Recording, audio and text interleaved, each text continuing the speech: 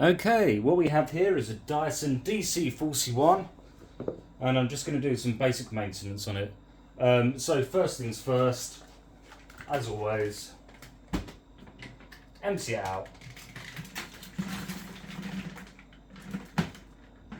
So now that's empty, you can just pull off the remnants or whatever's there, and you're left with just the drum here. We'll get back to the drum in a moment. So from here, what we can do is we can see that there's a rubber gasket-esque thing here. That creates the vacuum for that hole here. What we have here is the another little foldable cover here. That is for when the hose is in use. So when the hose comes up, this in turn moves up as well to redirect the flow. What we have down here is the brushes on the head. As you can see, my one, I'm not too sure if you can see it. Yeah, as you can see, my one is covered in hair and not looking so good. There's a small clip here which you can just pull away. There's two grabby things on the side. It can be a bit of a sod. Here's where you spend the next 10 minutes trying to get this bit off. Come on. It definitely does come off. Obviously this hasn't been cleaned in a while, so it's going to be a pain. Alright, it flew off there. Not too sure if you caught that. But what we can do from here is I'll just move the camera down so you can see what's going on with the head.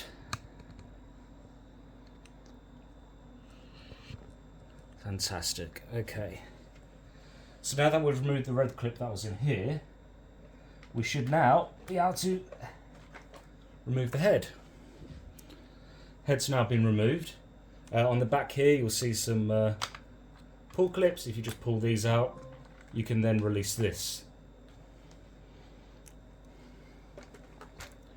Once this has been released, you'll go, well, I kind of want to get through to here and here, but it's not moving, and I can't get anything out. You'd be correct, because it's screwed in. This middle piece, I don't believe is screwed in. Let me just double check. No, it is not. So what we can do is we can just get out I think it's like a try bit. So I'm going to have to try a few, or maybe just the one if I'm lucky.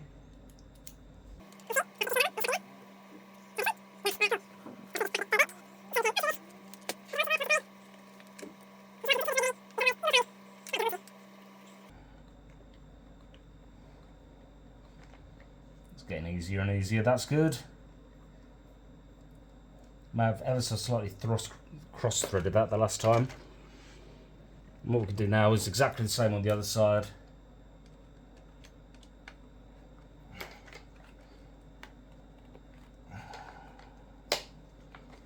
If it lets me.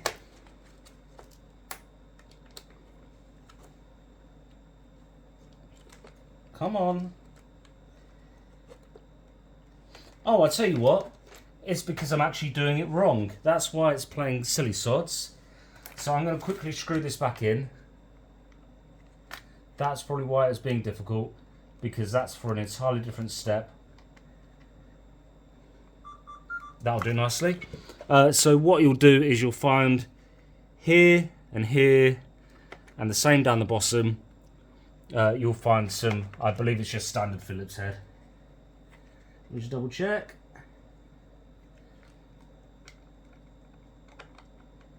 Yeah, well that star fitting isn't going in, so let's go for Phillips head. That's the one. That's coming out far easier than the initial wrong screw. So we just have to do this. Put that screw aside. I believe all these screws are the same.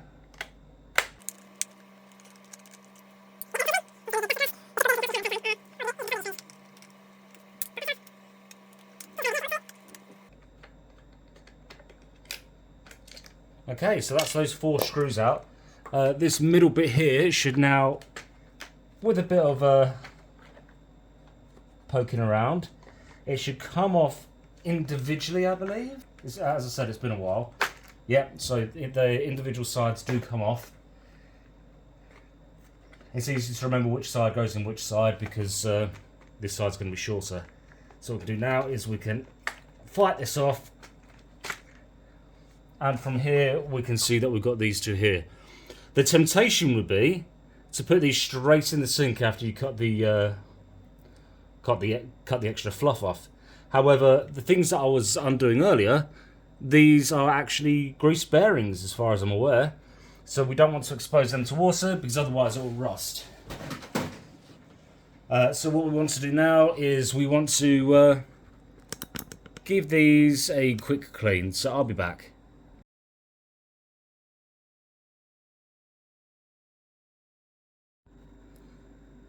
Alright, so I'm back. I've somewhat cleaned the hair and fur. You can see one of the culprits for the fur right there.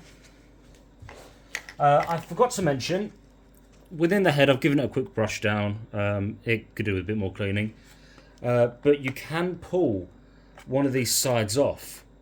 So it does take a bit of twisting and turning. And if you can't get it off, don't worry, because you can work around that. Here's now once again where I can't actually prove what I'm saying, but you'll notice around here where this element turns, you can see there's all dirt and grime under it. So if you can find a way to get these off, trying to remember how I did it previously. I can't remember, so I might just have to look that up. But the idea is, once you've got around it, you can get off as much hair and stuff as possible within here, and that will free the traction up a bit. Because the last thing you want is excess gunk slowing the spinning down. Speaking of dirt, which is hidden away, I opened this earlier accidentally, and it turns out, now that I'm remembering taking stuff apart, I'm doing this all from memory, that you can, when you take these out, there is often some hidden dirt and surprises within here. So you just undo this screw. This is one of the star bits, one of the Torx screws. So just undo that. You should then be able to just pop this off. Why is it every time I say you can just remove something, it doesn't remove? Once again, like everything else on this Hoover, it requires, or vacuum, it requires a bit of persuasion sometimes. So at the moment, I'm just trying to push it off. If you're not comfortable doing this, don't do it.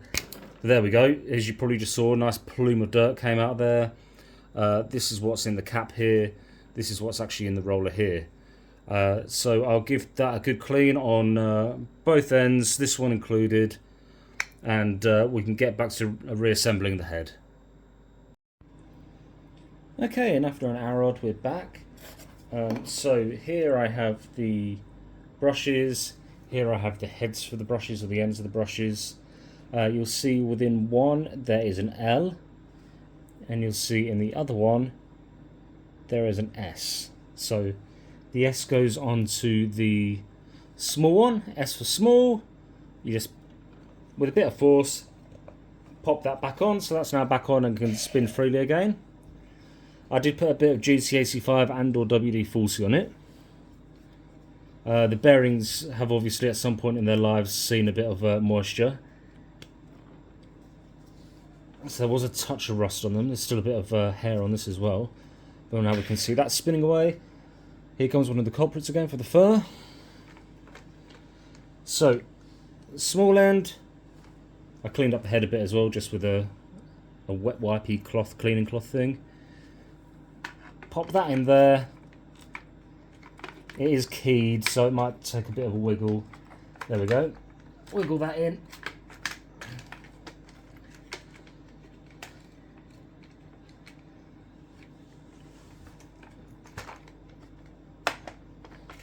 It can take a second.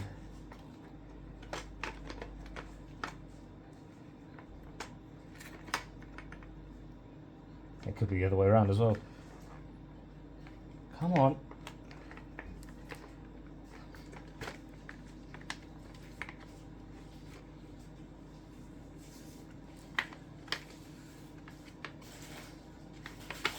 I'll stick the other one in first because that one's clearly being a pain in the bum.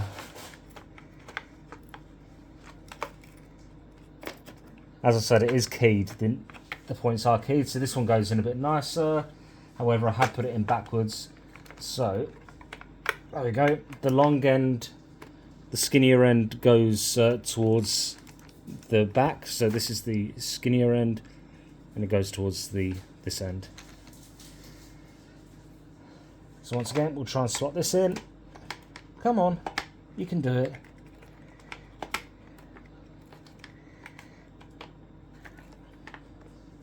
You know, I shouldn't have even done that first. What did we take out that we should put back in? The screws. These are the torque split screws. I mean, although it probably technically still work without them, it's probably best to put them in.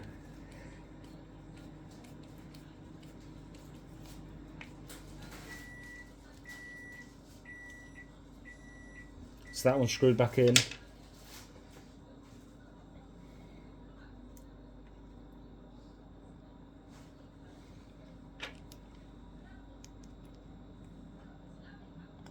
Getting the camera angles right is difficult.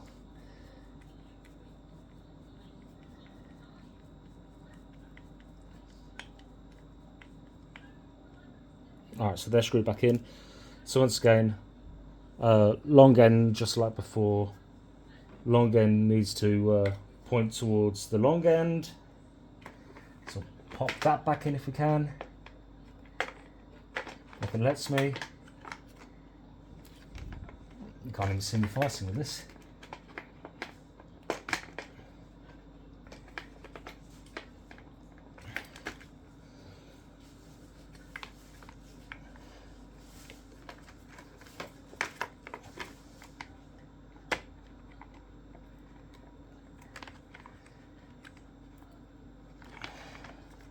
It can be a bit of a pain in the butt.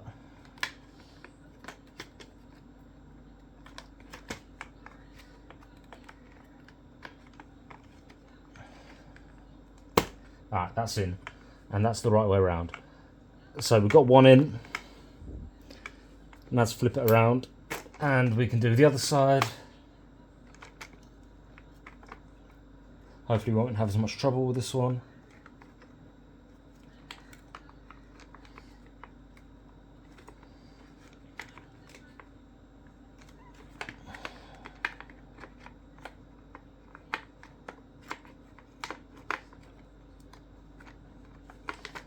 There we go. Not as much trouble, it's still a bit of a pain, and this is still backwards. So we're going to have to do a bit of hokery pokery. There we go, cool. So these rollers are now back in. We now have to use the Phillips head screws that we took out earlier. And I'll quickly replace the bit on my screwdriver. So once again, on the long bit and the short bit of the end brackets, you just screw these back in.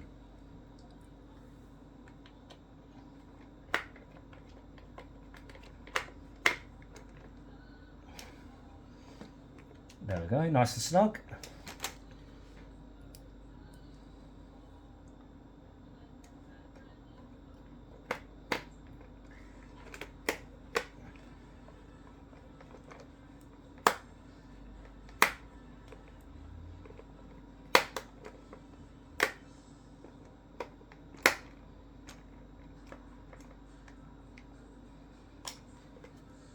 Okay, and now the other side, which has clearly decided it didn't want to be a part of this plan anymore.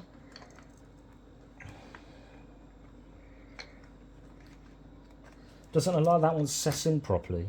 It's So I'm going to take that out. Yeah, that clearly wasn't put in properly. Always double check.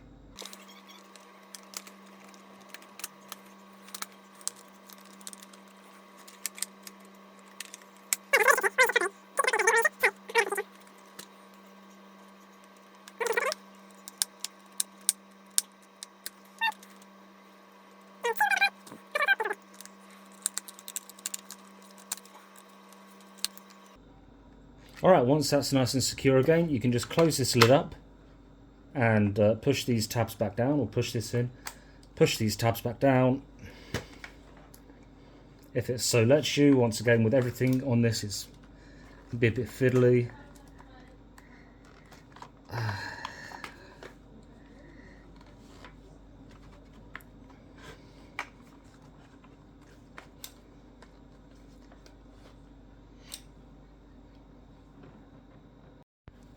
Okay, and once you've clipped that head back together on there, you can see this is all nice and tidy now.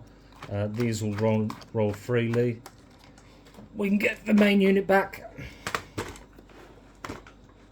Smash this. Or just let it fall down to the floor. Whatever works best. Poke that back into the power port there.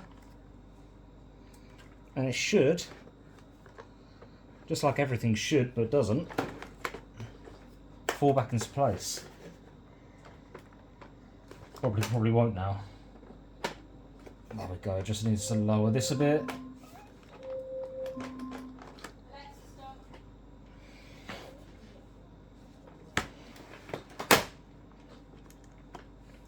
Okay, once that is connected again, we'll need to have a look underneath, make sure it's fully secured again, which it looks like it is. Right about here, we need to grab this clip from earlier, and I've got this right. Pop it back in, or pop it back on, so that's nice and secure now. So I've got nice secure head back on the main Hoover, main vacuum. Clean, free spinning. This is all clean. Okay, filters. So there is actually a filter in this main unit. The filter is right here. So you can just unscrew that here, and once you've unscrewed it, you can pop it off. So that's what you should be looking for there. With this filter here, this one's clean, or clean enough. It has directions to where you can spin it. So you can spin it, remove it, clean it.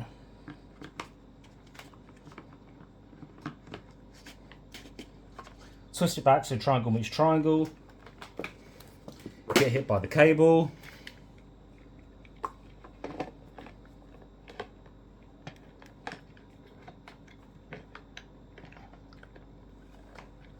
And then if it so allows, you can line it up and you can screw this back in again. It might take a second.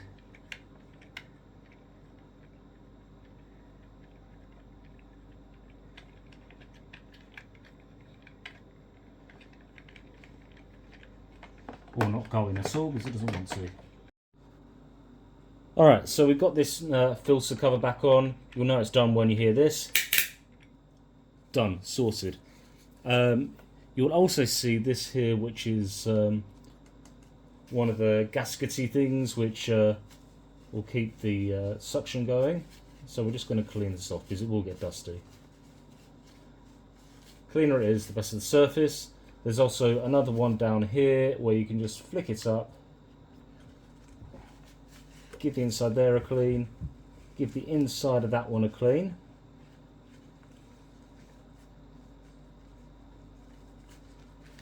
That'll do. So just close that one off now.